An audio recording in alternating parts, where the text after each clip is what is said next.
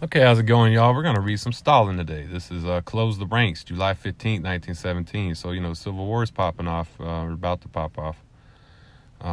Things are getting violent. And, between the working class and the, czarist class. So, this is, so we'll go ahead and get into what happened here and what would make Stalin write Close the Ranks on July 15th, 1917.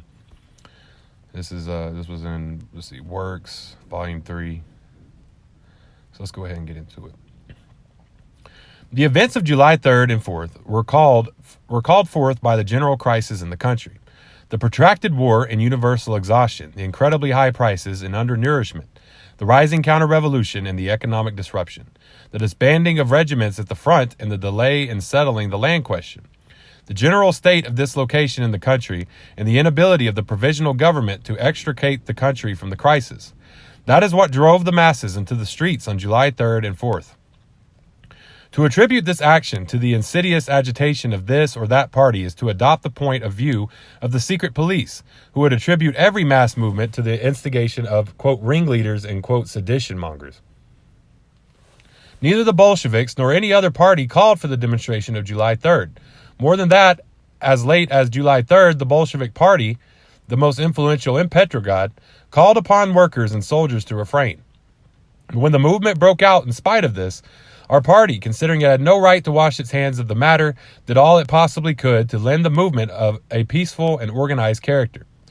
But the counter-revolutionaries were not dozing. They organized the provocative firing.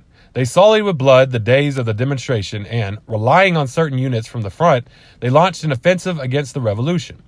The core of the counter-revolution, the Cadet Party, as if foreseeing all this, resigned from the cabinet beforehand, and thus set its hands free.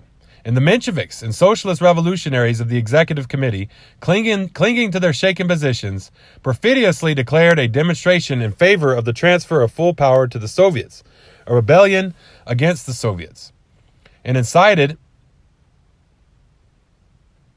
against revolutionary Petrograd and backward elements of the regiment summoned from the front. Blinded by factional fanaticism, they failed to notice that by striking at the revolutionary workers and soldiers, they were weakening the whole front of the revolution and firing the hopes of counter-revolutionaries. The result is a riot of counter-revolution and a military dictatorship.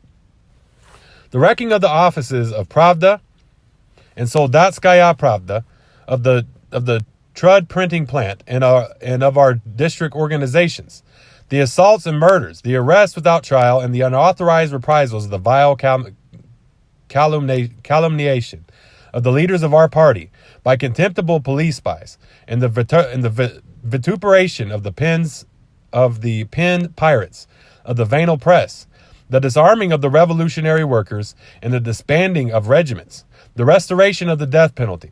There you have the, quote, work of the military dictatorship.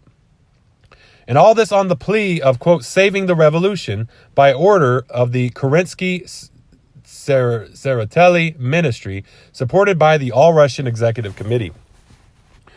And the ruling socialist, revolutionary, and Menshevik parties, scared by the military dictatorship, lightheartedly betray the leaders of the proletarian party to the enemies of the revolution, connive at the wrecking and rioting, and take no measures to stop the unauthorized reprisals. What we now have is a tacit agreement between the provisional government and the general staff of the counter-revolution, the Cadet Party, with the open connivance of the executive committee against the revolutionary workers and soldiers of Petrograd. And the more the ruling parties yield, the more arrogant the counter-revolutionaries become. From attacking the Bolsheviks, they are now proceeding to attack all the Soviet parties and the Soviets themselves. They smashed the Menshevik district organizations in Petrogradskaya, Storona, and Okhta.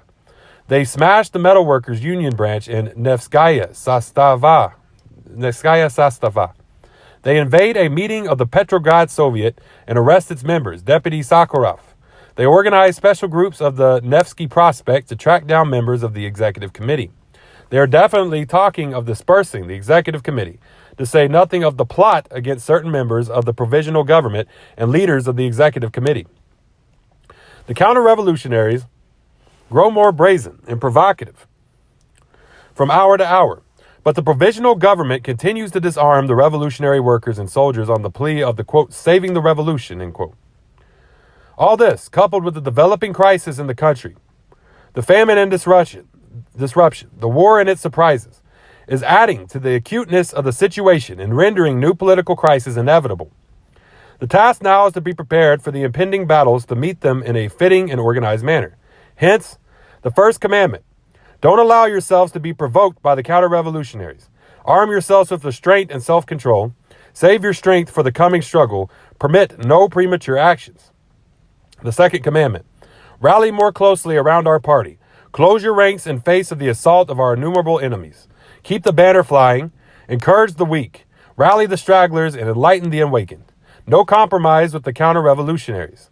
No unity with the, quote, socialist jailers. An alliance of the revolutionary elements against counter-revolution and those who shield it, such is our watchword. So this was in Proletarskoye Delo, Kronstadt. Okay.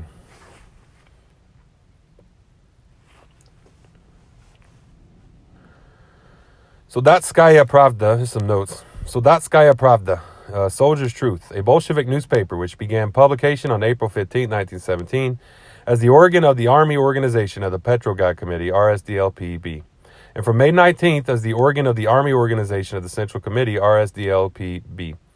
The newspaper was extremely popular among the Petrograd soldiers and workers. Workers voluntarily contributed funds for its maintenance and free distribution among the soldiers at the front. Its circulation rose to 50,000 copies, half of which went to the front. During the July days, the editorial offices of Sodatskaya Pravda were wrecked together with those of Pravda, and the paper was suppressed by the provisional government. It resumed publication a few days after the October Revolution and continued till March 1918. The Trude printing plant. Okay, so number 2 is the Trude printing plant, where the Bolshevik newspapers and books were printed, have been acquired by the Central Committee, RSDLP-B, on April 22, 1917, with funds contributed in response to Pravda's appeal by the workers and soldiers themselves. On July 6, 1917, the plant was wrecked by military cadet and Cossack detachments. Okay, yeah, so let's close the ranks. All right, so yeah, give some context to, what Stalin was writing. That's what we know, if nothing else, is this is what Stalin was writing, and that's how we look at, studying revolutionary theory or revolutionary history. This is what went out. This is what went out in what is it? Proletarskoye Delo, Kronstadt. So that's you take that for what it is, and you study it as the history of what it is. That's what Stalin is said there. That's all that's technically all you know. But that's much better than like, oh no, Stalin did all this stuff and did all this other stuff and did not have any reason just because, I don't know, somebody's just said he did online.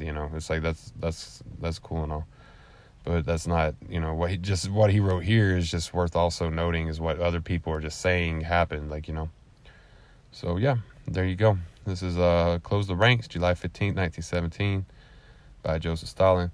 Y'all follow me online, Facebook, Twitter, YouTube, TikTok, Tumblr, and Medium. Marxist. Hit me up. Y'all have a great day.